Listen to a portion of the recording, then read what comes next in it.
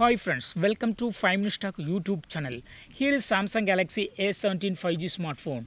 In this video, you will learn how to turn off or turn on dialing keypad sound in your phone Samsung Galaxy A17 5G.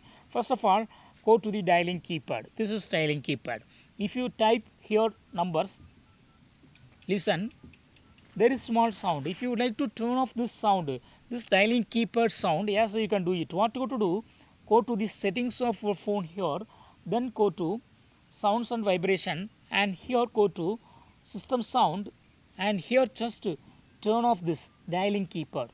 Turn off this button so that dialing keypad's sound will not appear. Now it's not appearing, it's not hearable. So in this way you can easily turn off dialing keyboard sound. Suppose if you like to get exactly dialing keyboard sound, again turn on this button dialing keypad, so that you will have this sound now while typing. So in this way you can easily enable or disable dialing keyboard sound in your phone Samsung Galaxy A17 5G. That's all friends, thanks for watching, bye.